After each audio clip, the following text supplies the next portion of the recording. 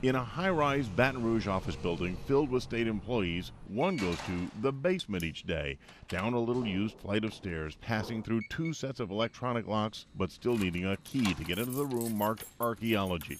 But just inside, Sherry Wagner shows the historic artifacts from the El Nuevo Constante shipwreck, including copper ingots. It was coming from Veracruz, Mexico, and it went down in a hurricane in 1766 off the coast of Louisiana in Cameron Parish. And what would these have been used for? They would have been further... Boy. Now this is a piece of the ship itself. You can see where the peg mark was, where it was joined. Sherry Wagner is collections manager for the State Division of Archaeology. She earned the nickname the Lady with the Bones in the Basement because she oversees a room with shelves 60 feet long packed with artifacts. We have 4,000 cubic feet of artifacts here. So when you're moving these shelves, how much are you pushing? There's approximately 32,000 pounds per each one of these. So when I move this one, I'm moving 96,000 pounds. Pull out one box, and there are items from the camp of a pirate who became a hero at the Battle of New Orleans.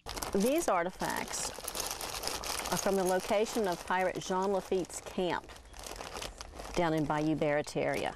This is hand-painted. This would have been a teacup. Another box nearby houses items discovered at Fort Pike at the far eastern edge of New Orleans, from dishes soldiers may have used to items left by Native Americans. It was not just important to the Europeans, it was also an important location to the Native Americans. How long have people lived in Louisiana? Wagner and her boss, state archaeologist Chip McGimsey, point to this tiny weapon, hand-carved 10,000 years ago.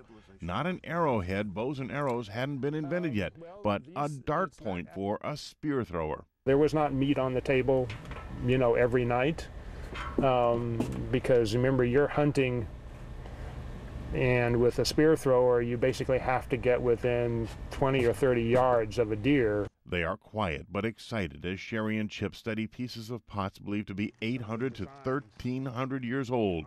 The intricate carvings in the pottery tell a lot about the people who used them. These were not savages, in the classic Hollywood sense.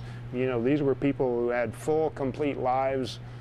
They traveled all over the eastern U.S. In another box, simple glass beads. They were very popular with Native Americans as jewelry items for putting on clothing or making necklaces out of, in exchange for which usually the French or the Spanish or the English would get typically food. The beads are most famous for when they purchased Manhattan with them.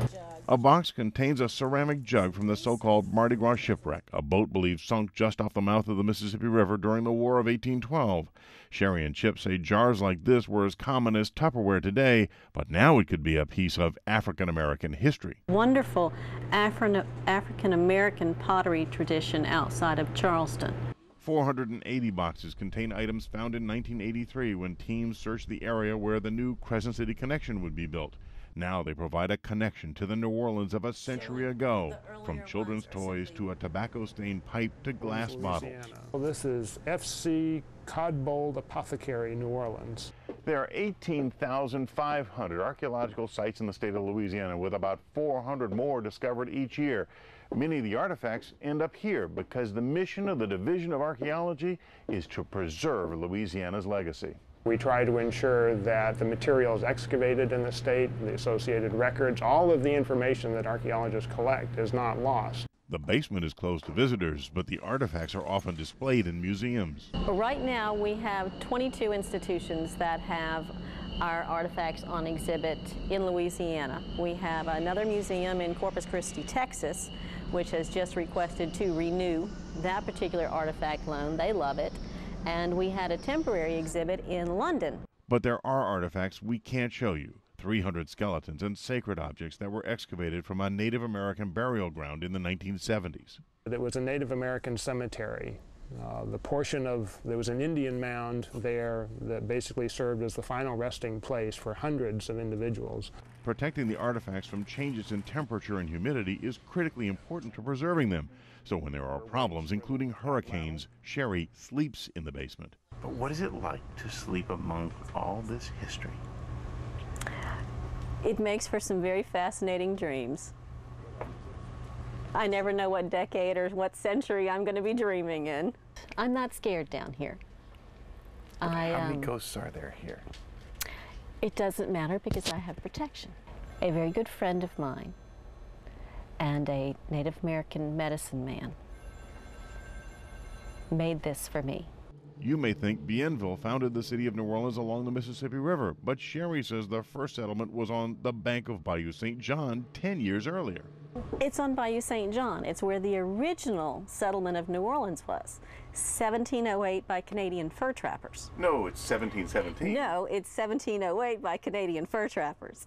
And from a site along Bayou St. John, she shows artifacts dating to the 1780s. It's a chamber pot. It's your inside bathroom. Daddy's chamber pot. Yes, those are primitive toilets, but other items still reflect the beauty of their design. I'm thinking this would have been very beautiful on a Christmas table with cranberry sauce in it. Does it give you chills to hold this history in your hands? This is why I love my job. Many significant discoveries come from ancient trash piles. What was thrown away tells a lot about wealth and lifestyle. This is all that will be left of us, is the trash that we leave behind. And 10,000 years from now, somebody's going to look at us and go, wow, they actually ate out of that? With photographer Brian Lukas, I'm Bill Capo, Eyewitness News, Night Watch.